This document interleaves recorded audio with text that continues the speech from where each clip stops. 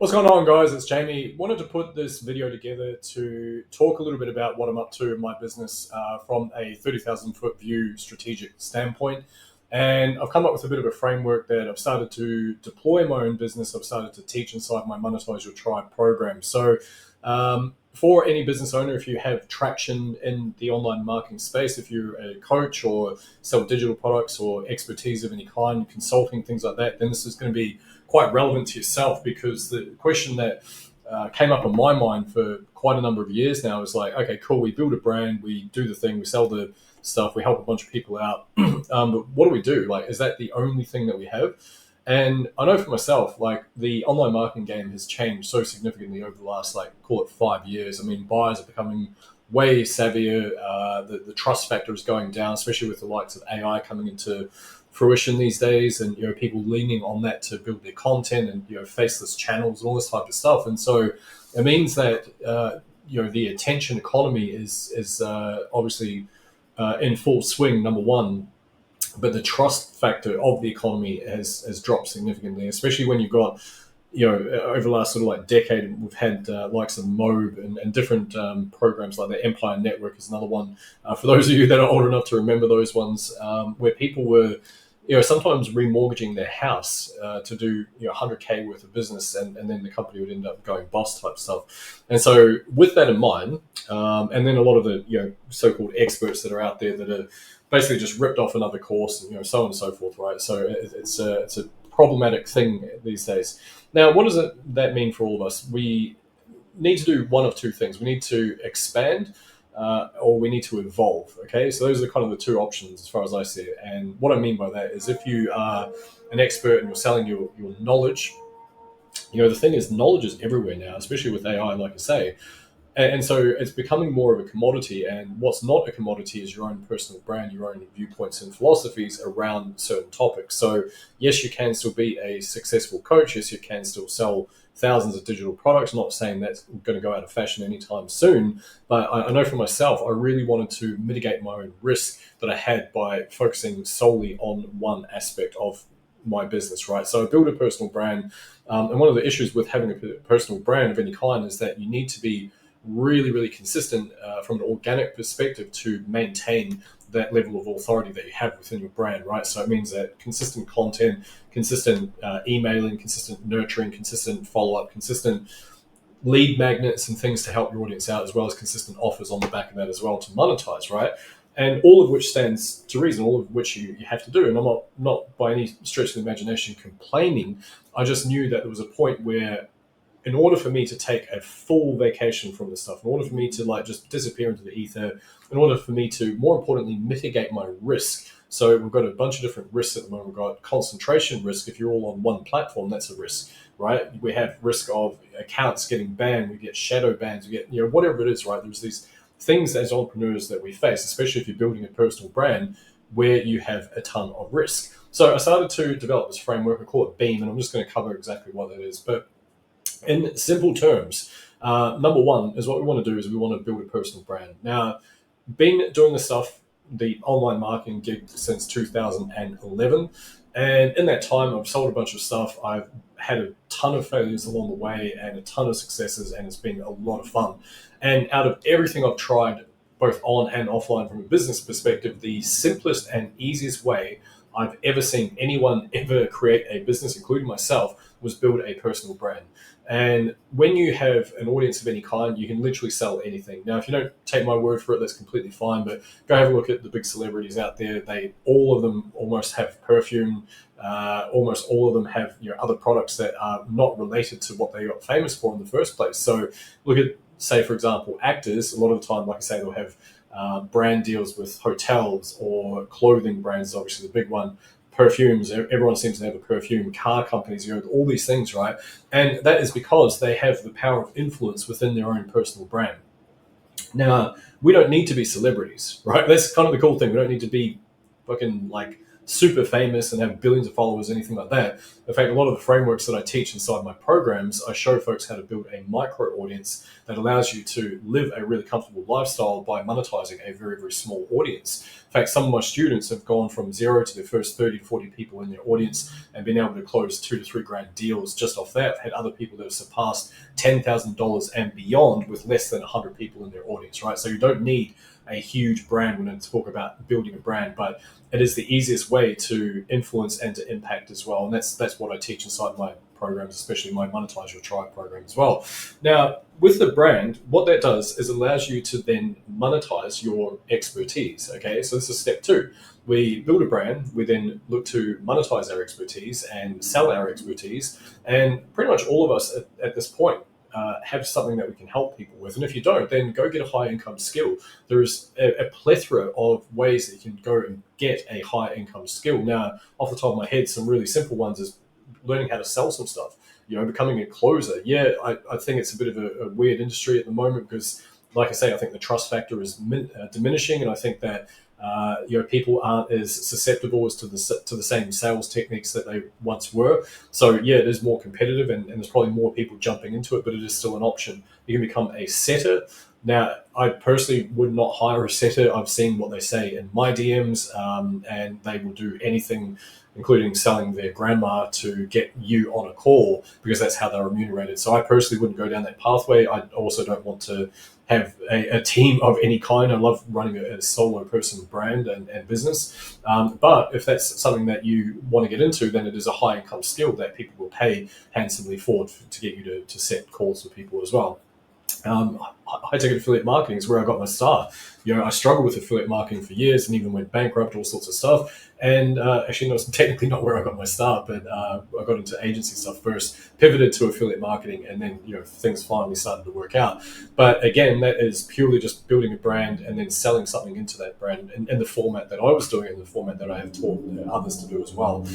So there is these things out there. Now, if you have a proclivity to help people in certain ways, maybe you have a skill set of some kind, you would be surprised at what people would pay a lot of money for to get certain problems resolved around the particular problem that you solve for, right? So think outside the square. I mean, if there's something that you're really passionate about, you love, can you monetize it, right? Can you sell your expertise? And when I say sell your expertise, I mean, don't look at the marketplace and go, oh, well, I've got the skill, but there's already a trillion other coaches doing this, or I've got the skill and there's already a billion other courses out there. I mean, there is a uniqueness to you. There's an angle with yourself. There's a way that you communicate. There's a way that you present yourself that will resonate with your audience, and others, people just won't, right? And that's kind of the beauty of this thing. It's why I don't truly believe in competition when it comes to personal branding, because there's only one of me, right? There's only one person that's had this experience and this way of communicating and these thoughts and these emotions and the way that I communicate to my audience and the way that I've been able to serve people. That is very unique to me, as well as my humor and all that type of stuff and my quirks and blah blah blah. And so that's why I'm not really, I don't like going down the pathway of believing in saturation and too much competition. Just means that you need to get sharper with your expertise if you are finding it competitive. Right, so then what do we do? Once we've sold our expertise and we're starting to make money and it's starting to get consistent 10 to 20, 30K months, what do we do, right? And so, yeah, you can double down, you can grow a big empire. What I prefer to do, though, is I want to mitigate my risk, right? Like I say, there's a couple of different risk types that are very prevalent. So concentration risk is a big one for a lot of people. And it's something that I teach and I'm like a massive, massive fan of, I should say, is... I always say start with one offer, one method of conversion, and one platform. And the problem I see with so many folks is they might look at me and go, okay, well, he's on YouTube and he's on Instagram, and he's got a website and he's got, I don't touch it, I don't really do anything with it, but I've got a podcast floating around out there somewhere, doesn't really do anything. But I've got all these things out there, right? I've got a Facebook page and group and blah, blah, and email address, email list and all that type of stuff, right? And so people, they hear what I'm saying, but then they model what I'm doing. And I'm like, don't fucking do that. Stay the fuck focused on one platform until you start to build an audience, until you monetize that audience, because your focus is going to help you more so than scattering your energy everywhere. There's a significant difference between someone who's at my level, and I'm not saying at my level like a big brand or anything like that. It's far from it, as you can tell, but there is a difference, which is I do this full time. I've been doing this full time for a very, very long time. I have systems in place that allow me to create less content but syndicate it more across my platforms. And I have the energy to be able to be on these other platforms because of that syndication, the different things that I have in the back end, right? What I would encourage you to do is stick with one platform until you get it monetized, until you're sitting 5 or 10K per month, and then start to get fancy and start to leverage, right? And that's how you deviate away from the concentration risk. Because, like I say, there is a risk with that. Ideally, you want to build your email list as well, because that is the true audience that you own. I don't own YouTube. I don't even have shares in Google. I don't own Meta. I don't, none of that stuff. None of us do. And so, therefore, it's important for us to own our audience. That's why you need to, as a secondary action after you've built your audience, is to start segmenting them off into your own audience, being an email list, right, or SMS list, or whatever you want to call it. So then, what do we do from that point on? Now, after we've done that, we want to ascend. We want to ascend the cream of the crop, the best clientele that we believe we can serve. That, in my case, what I'm looking for is the folks that have momentum, they have some success along the way, and I'm looking for people that are already cruising along in their boat, and they just need a little nudge in a slightly different direction in order to 5-10x their results along the way. You might be in a completely different niche. You might be in something that is, say, relationship coaching or health coaching, or something completely different, or spiritual coaching, whatever it is. But again, you're going to find that they'll bubble up to the surface, the cream of the crop, the dream clients that you really want to work with, that you believe you can serve, that are really in demand of your expertise. Okay, and so then you're going to ascend, and that means, instead of like having these low ticket front end offers, or these mid ticket things, and sometimes these little cohorts where you sell a kind of like a mid ticket, $1 to $2 grand 6-week program, you're actually looking at working with people long term as clientele, as your consulting clients, things like that, as well as coaching and whatnot as well. So then you're ascending people. It's all part of the beam framework, like I say. Now, the last part is we want to multiply our assets out. Now, I'll give you a real life example of this, where my wife and I, we actually run not one, not two, but 4 businesses together. Now, technically, there is 3 branches of those that are arguably under the same umbrella, under the same sort of business model, but they are a newsletter. I've got a 12,000 person newsletter that I write for in the personal finance space that is built under the brand that my wife has built. We have an Etsy store, which crushes it, selling spreadsheets and digital products, things like that. We also have an Amazon store. We sell journals, and obviously my coaching and consulting and low ticket workshops and things like that as well. Plus, I've also got another publication that I sell, which is $11 a month as well. So a lot of irons and a lot of fires. Plus, consulting for offline businesses as well. I've been doing a little bit of that more so recently, which is something that I really enjoy. Especially if any of you are like, if you're a coach in the make money online, how to become a coach, how to sell stuff online type space. Little tip for you, super secret thing here. The knowledge that you gain works way better in other industries. It works way better in other niches and other businesses as well, right? So don't get like so blindsided that you're just like, oh, it's competitive in the coaching niche, because if you take that skill and plonk it into any other niche, it's just way more effective, and it's way less competitive as well, which we've found with the Etsy store and things like that. So ideally, the idea behind this is, at some stage, you want to either do one of two things. Like, you either increase increase your team and how big you can go with your coaching, all that type of stuff, and then use the money to buy other assets and whatnot, which at that point probably would need to be very, very passive assets along the way. Or you do what I'm doing, which is, you're not wanting to grow this huge monolithic business. I'm not looking to build an empire. I just want something that I can manage that makes 500 to $1 million a year. And if I can do that, then I can take the extra energy and time that I have to then multiply my asset base out. Now, that will be both with passive assets, such as things like real estate. We've got a block of land at the moment which we're looking to build on. We have other things, in terms of superannuation, various things like that we pour money into. Obviously, things like shares, et cetera, which all have an element of passivity to them. On the other hand, we do have active businesses. Now, the newsletter, the design of that is that we were aiming to sell out of that. So we're looking to build it up and then get it monetized, and then look to sell at some point. It has had a few teething issues in terms of the monetization. It's gone a lot slower than we would have anticipated, and it's just something that we are working to fix up at the moment. We'll make a decision in the next couple of months whether we want to continue on with it, or look to sell it as it currently is, or maybe even look to just ditch it altogether, basically. But that was the original design with that. Likewise with the Amazon stuff, that was to mitigate the risk of us being on Etsy at the moment. So we're looking to mitigate the risk of that. And again, the design is to create an asset that we can then sell later on, right? So this is where the multiplication comes from.